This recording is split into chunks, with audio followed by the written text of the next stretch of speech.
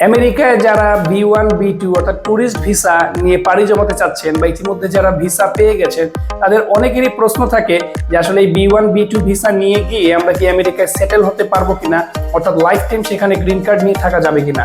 তো সেই বিষয়ে আমি বলবো যে আমেরিকা যাওয়ার পর সেখানে কিন্তু লট অফ ওয়েজ রয়েছে যার মাধ্যমে আপনারা আপনাদের ভিসা স্ট্যাটাসটাকে পরিবর্তন করে সেখানে কিন্তু আপনারা লং টাইম থাকতে পারবেন এবং সেই থাকার সময় আপনারা কিন্তু আপনাদের গ্রিন কার্ডের জন্য খুব সহজেই অ্যাপ্লাই করে সেখানে সেটেলমেন্ট পেয়ে যেতে পারেন। তো প্রথম হচ্ছে আপনি যদি B1 B2 ভিসায় যাওয়ার পর সেখানে এটা আপনি নিজে নিজেই করতে পারবেন। আপনার B1 B2 ভিসাকে আপনি F1 F2 তে চেঞ্জ করে নিতে হবে, অর্থাৎ আপনার ট্যুরিস্ট ভিসাটাকে আপনি সর্বপ্রথম যেটা করবেন সেটা হচ্ছে যে স্টুডেন্ট ভিসায় কনভার্ট করে নেবেন এবং সেটা $300 থেকে $500 ভিতরে আপনি কাজটা সেরে নিতে পারবেন। এর পরবর্তী ধাপ হচ্ছে যে আপনি F1 F2 স্ট্যাটাসকে আপনি কিন্তু EB3 ক্যাটাগরিতে চেঞ্জ করে নিতে পারবেন।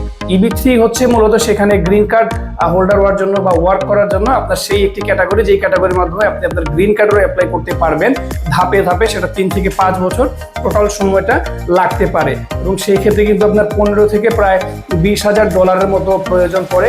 সেই ক্ষেত্রে দেখা যায় আপনি 5 থেকে 7 বছরের ভিতরে কিন্তু আপনি আমেরিকায় সেটেল হয়ে যেতে পারবেন। আরও একটি প্রশ্ন হচ্ছে যে আপনি B1 B2 থেকে কিভাবে স্টুডেন্ট ভিসায় আপনার নিজের এই ভিসাটাকে কনভার্ট করবেন। এটা মূলত আমেরিকার যে ইমিগ্রেশনের যে নীতি রয়েছে সেটিতে একদম স্পষ্ট ক্লিয়ার লেখা রয়েছে, সেটি আপনি গুগল করেও আপনি কিন্তু কাজটি করে খুব সহজে 3 মাসের ভিতরে আপনি কিন্তু B1 B2 থেকে F1 F2 তে চলে যেতে পারবেন। তো দর্শক, এই ছিল আজকে B1 B2 নিয়ে যারা যাচ্ছেন বা যেতে চাচ্ছেন তাদের জন্য সংক্ষেপে আমেরিকায় সেটেল হওয়ার যে রাস্তাটি রয়েছে সেটি বলার চেষ্টা করলাম। আরো কোনো তথ্য পরামর্শ যদি প্রয়োজন পড়ে আমাদের সঙ্গে যোগাযোগ করতে পারেন। আমাদের সঙ্গে যোগাযোগের ঠিকানা হচ্ছে Swift immigration, golden tower, Sylhet.